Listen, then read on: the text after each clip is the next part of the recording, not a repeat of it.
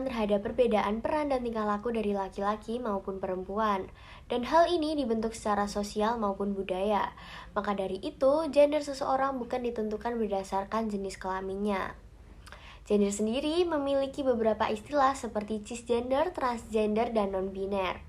Berbicara mengenai laki-laki dan perempuan, ada istilah di masyarakat yang biasa disebut dengan kesetaraan gender.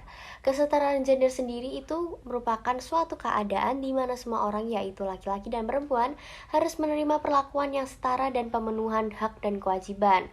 Lawan kata dari kesetaraan gender adalah ketidakadilan gender, di mana hal ini merupakan suatu sifat yang menganggap bahwa salah satu gender itu lebih unggul daripada gender yang lain. Seringkali perempuan dicap lebih lemah daripada laki-laki, padahal perempuan dan laki-laki itu sama kedudukannya. Kesetaraan gender ini harus ditingkatkan di lingkungan masyarakat karena masih banyak masyarakat yang memiliki pemikiran bahwa laki-laki itu lebih unggul dari perempuan. Gender diartikan sebagai konstruksi sosiokultural yang membedakan karakteristik maskulin dan feminim.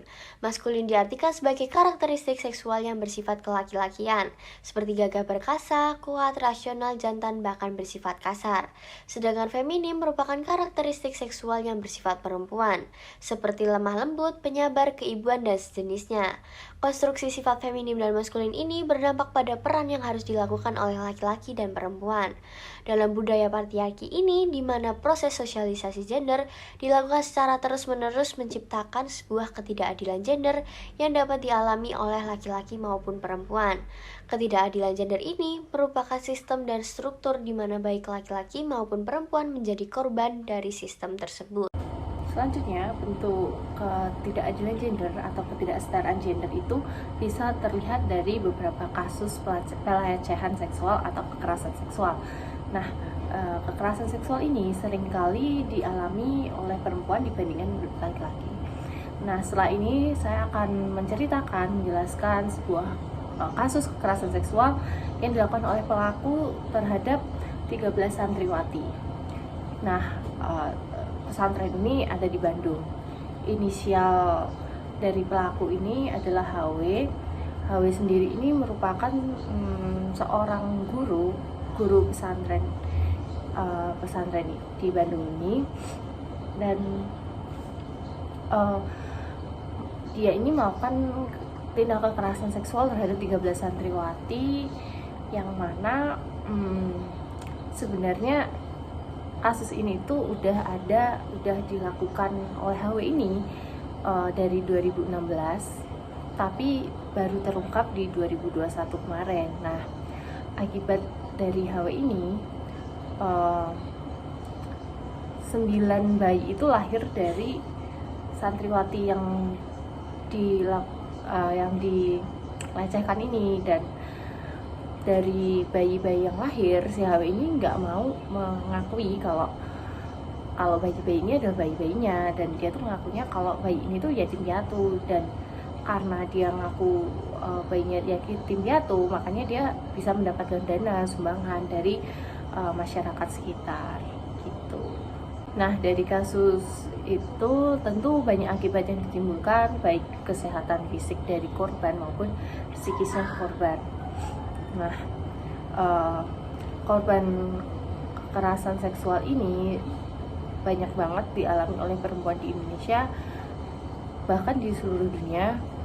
Dan hal ini tuh karena perempuan tuh dianggap memiliki kekuatan yang lebih lemah dan lebih lemah lembut, lebih anggun daripada laki-laki, sehingga susah untuk melawan. Dan kalaupun melawan, mereka pasti udah dikasih ancaman-ancaman yang buat mereka ketakutan dan akhirnya pasrah sebagai korban. Nah, melaporkan kasus pelecehan seksual itu juga nggak gampang di Indonesia khususnya, karena di beberapa kasus juga terdapat kalau waktu kita melaporkan nih, nah itu ke pihak berwenang kan. Nah, pihak berwenang itu nggak sedikit yang dari mereka yang kayak malah menyalahkan korban, dan akhirnya korban pun kayak merasa yaudah deh, ngapain aku lapor gitu. Dan tentunya korban yang mengalami itu kayak punya rasa malu terhadap dirinya, jadi mereka tuh lebih baik dia. Saya akan melanjutkan mengenai contoh kasus dari kesetaraan gender. Di sini saya mengambil contoh kasus marginalisasi perempuan. Marginalisasi sendiri merupakan suatu kasus di mana perempuan mendapat gaji lebih rendah daripada kaum laki-laki. Karena banyak orang beranggapan bahwa perempuan adalah pencari nafkah tambahan. Padahal zaman sekarang semakin banyak perempuan yang menjadi pencari nafkah utama. Bisa dikarenakan perceraian, suami sakit, dan suami meninggal dunia. Dan perusahaan yang hanya membuka lowongan pekerjaan hanya untuk perempuan yang belum menikah. Hal ini membuat peluang kaum perempuan untuk mendapat pekerjaan menjadi semakin kecil. Pada tahun 2020, ratusan buruh melakukan aksi demo di depan gedung DPR untuk mendesak pemerintah agar lebih memperhatikan pekerja perempuan, dikarenakan perempuan masih banyak mendapatkan diskriminasi upah dan rentan terkena PHK. Hal ini dapat menyebabkan perempuan akan terus terjebak dalam kemiskinan. Karena jika marginalisasi terus terjadi pada perempuan, motivasi dan kinerja perempuan akan terus menurun dan menyebabkan kecemasan dan stres di tempat kerja.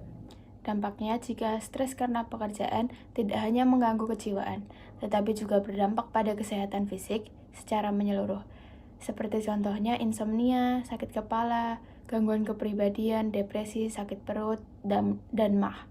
Dan badan kita secara fisik akan terus menyusut karena stres akan menghilangkan nafsu makan kita dan mengakibatkan penyakit-penyakit yang sudah disebutkan tadi itu muncul dan mempengaruhi tubuh kita. Nah, setelah kita mendengarkan nih apa itu pengertian gender dan ketidakadilan gender dan juga contoh-contoh kasus nyata yang emang terjadi di lingkungan masyarakat Indonesia dari teman-teman saya, selanjutnya saya akan menjelaskan mengenai dampak yang ditimbulkan dari adanya ketidakadilan gender tersebut, di mana hal ini tuh bisa terjadi di bidang pendidikan, di mana perempuan dianggap tidak boleh mengenyah pendidikan yang tinggi. Mereka memiliki batasan-batasan untuk memperoleh pendidikan. Hal ini tuh karena berkembang nih pemikiran di masyarakat Indonesia bahwa pendidikan perempuan itu harus lebih rendah daripada laki-laki. Hal ini tuh menyebabkan perempuan memiliki batasan untuk mengembangkan diri mereka dan menaikkan value mereka. Selain itu juga bisa terjadi dalam keluarga yang terdapat ketidakadilan gender, mereka tuh lebih rentan terjadi KDRT karena merasa salah satunya lebih unggul ataupun lebih berkuasa daripada yang lainnya. Selain itu juga bisa terjadi tindakan semena-mena yang dilakukan suami terhadap istri karena di mana mereka tuh memperlakukan istri seolah-olah mereka adalah pembantu rumah tangga mereka. Nah, selain bisa di pendidikan dan di dalam keluarga, juga bisa dalam bidang profesi dan pekerjaan, di mana perempuan sering nih gak bisa memperoleh bidang-bidang profesi tertentu karena dianggap perempuan itu tidak mumpuni untuk menjalani bidang profesi tersebut. Nah, hal ini juga berdampak di mana perempuan itu tidak bisa meraih apa yang mereka mau dan meraih mimpi mereka. Tentu dengan dampak-dampak tersebut perlu ada tindakan pencegahan yang terjadi dimulai dari diri kita, masyarakat maupun pemerintah. Nah, tindakan pencegahan yang bisa dilakukan mulai dari diri kita sendiri adalah menanamkan mindset bahwa setiap gender itu tuh memiliki hak, kewajiban, dan kedudukan yang sama. Tidak ada yang lebih unggul, tidak ada yang lebih baik, dimana kita sama-sama boleh meraih apapun yang emang kita mau.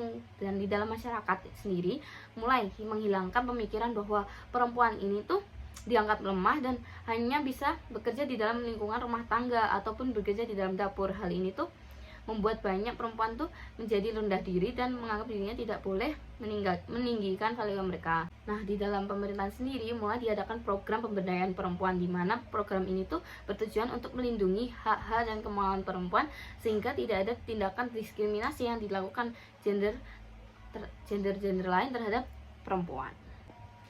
Jadi, sekian penjelasan mengenai gender dan kesehatan, dan semoga apa yang kami telah sampaikan bisa bermanfaat buat kalian semua. Terima kasih.